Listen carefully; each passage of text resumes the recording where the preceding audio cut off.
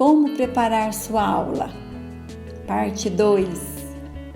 Aqui é Eliana de Godoy, sou autora do projeto Caminho da Paz. Estou aqui para compartilhar com você, professor, como preparar sua aula. No vídeo passado, nós falamos da primeira parte, que é o seu preparo no aspecto espiritual, no aspecto da palavra. E agora nós vamos trabalhar um pouquinho na sequência da aula.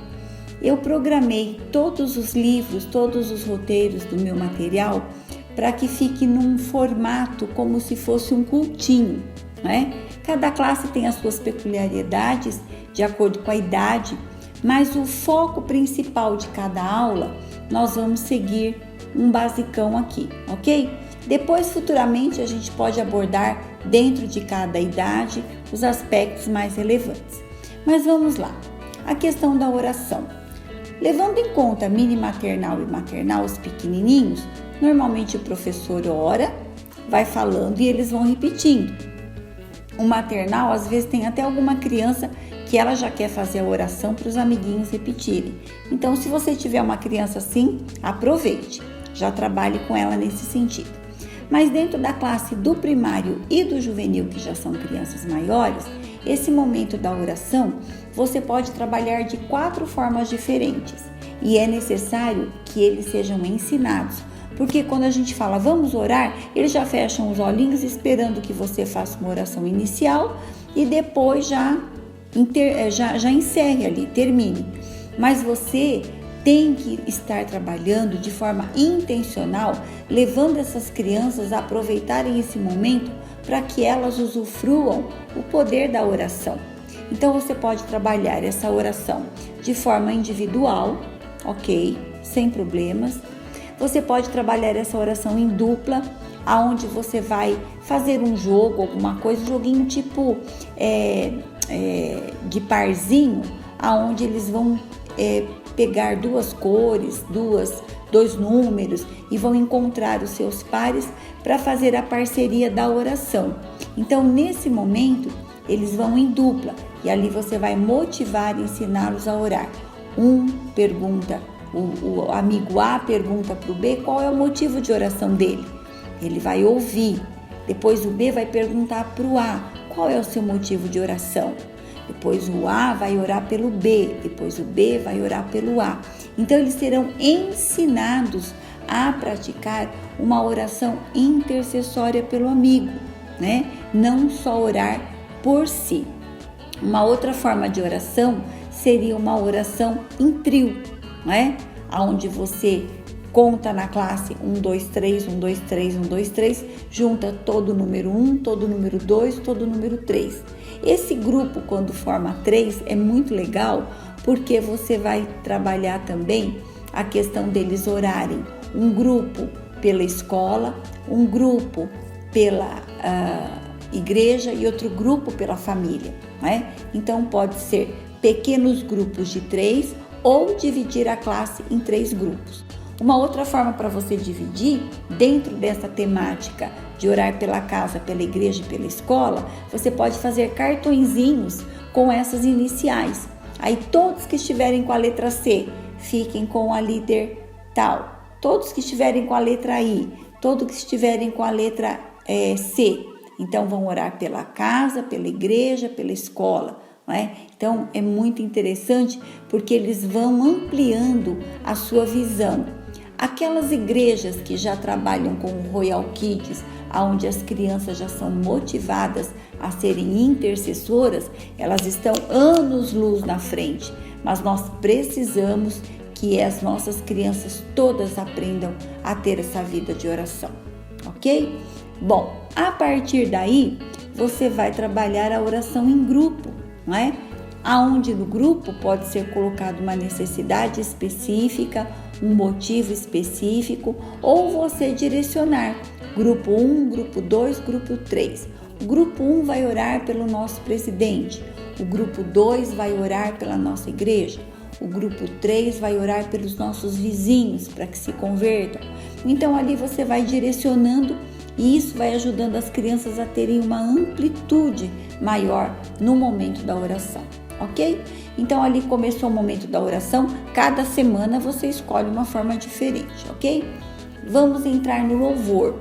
Vai ter um momento que eu vou falar do louvor bem específico, mas aqui, pensando no louvor sendo feito na sala de aula, você pode escolher um louvor conhecido, né? Um louvor que até toque na igreja, porque as crianças já estão habituadas, hoje elas têm um acesso muito maior, né? Através do próprio celular, para estar ouvindo esses louvores, ok?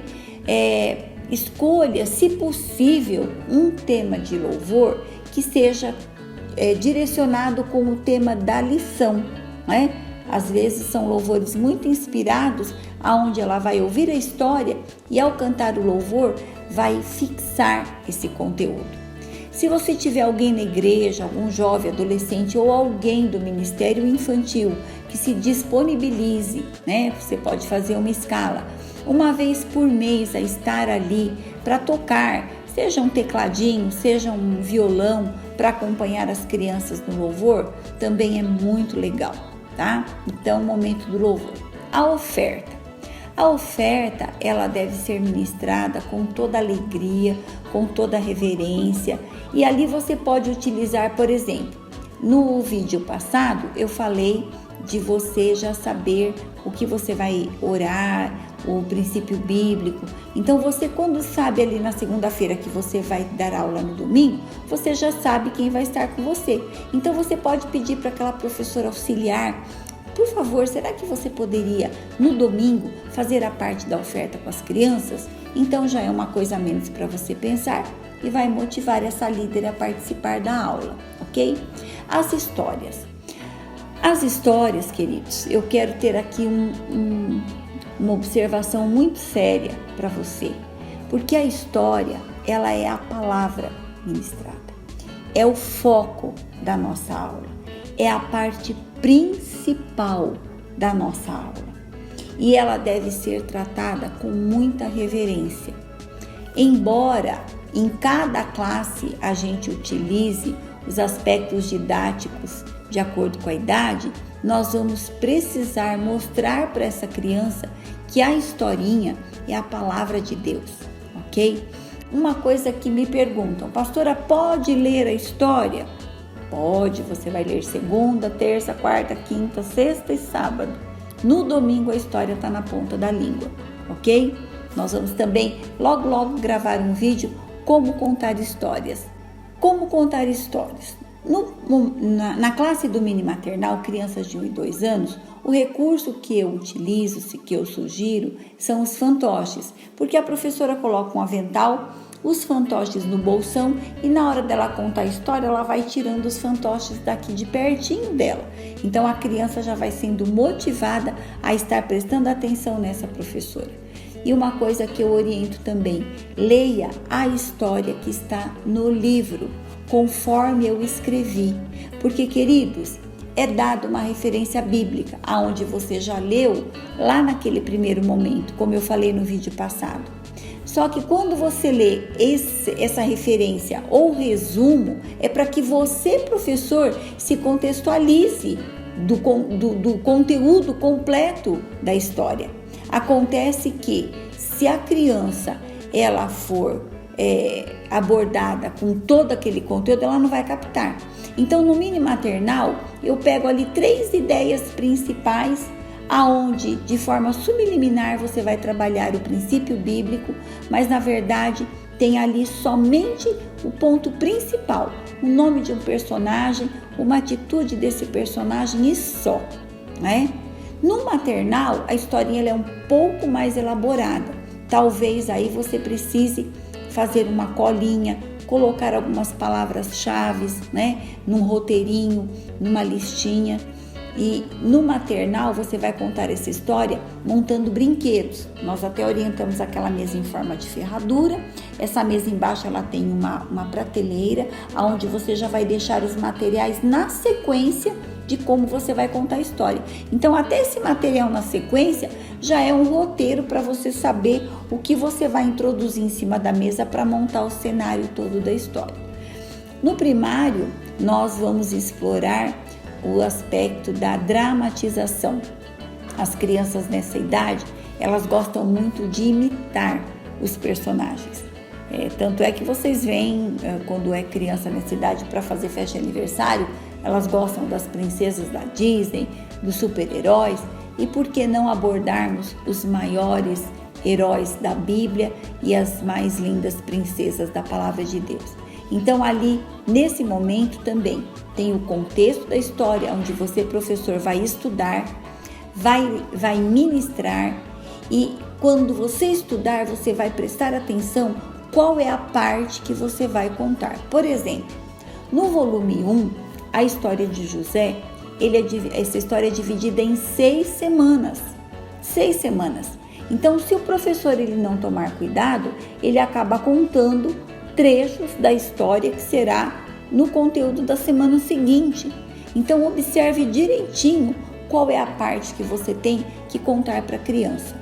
Um outro ponto que eu coloco nas histórias, principalmente nessa idade de 5 a 7 anos, são perguntas no meio do texto, aonde o professor, aquele que ainda não tem uma habilidade, aquele que ainda não tem uma desenvoltura ou ainda não está completamente seguro de estudar e se relacionar com as crianças, interagir com as crianças, então eu coloco ali no meio da história perguntas que você pode fazer para que a criança interaja com você.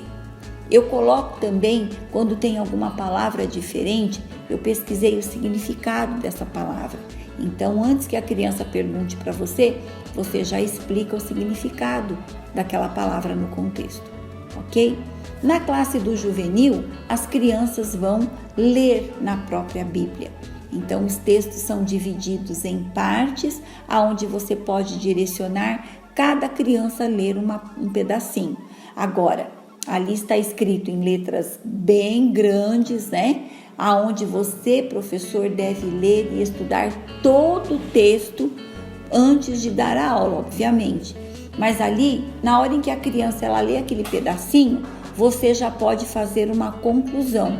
Porque tem crianças que lê com uma desenvoltura muito boa, mas tem crianças que às vezes ainda não está conseguindo ler com aquele ritmo. Ela termina a leitura, nem ela entendeu o que ela leu, muito menos os amigos. Mas ali você já faz aquela abordagem, dá aquele fechamento para que as crianças possam ir entendendo todo o contexto da história. E você também vai interagindo. Em cada pedacinho que for sido lido, você vai dar ali a sua palavra, enfocando os princípios bíblicos, o que a criança tem que ser observada, ok? Depois da história, você faz o apelo. Se você já tem uma desenvoltura, faça o apelo naturalmente. Se você se sente insegura do que falar nesse momento, no livro também tem ali um apelo de acordo com o conteúdo que foi ministrado, ok? Depois dessa oração que terminou essa parte mais reverenciada, seria agora atividade e lanche. Aí você opta também. Se for um período em que a criança, você percebe que eles estão agitados porque estão com fome, dá o lanchinho, depois você dá a atividade. Se é uma classe que depois que toma lanche acaba ficando muito agitada e você tem dificuldade para trazer a atenção e fazer a atividade,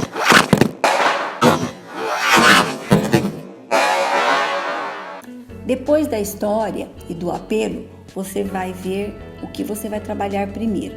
Ou você dá o lanche para as crianças, se você perceber que eles estão agitados por estarem com fome, e depois dá atividade, ou você dá atividade primeiro e depois dá o lanche. Porque tem classe que às vezes se agita na hora de tomar o lanche e fica difícil para você retomar aquela harmonia novamente para trabalhar a atividade, ok? Então você vai sentir aí o que é melhor. Sempre termine a aula reforçando o princípio bíblico e trazendo para as crianças a caixa surpresa. Essa caixa surpresa nós trabalhamos no mini maternal, no maternal, no primário e no juvenil. O nome já diz, né? Uma caixa surpresa, onde você vai trazer algo diferente naquela aula, onde a criança vai brincar bem gostoso.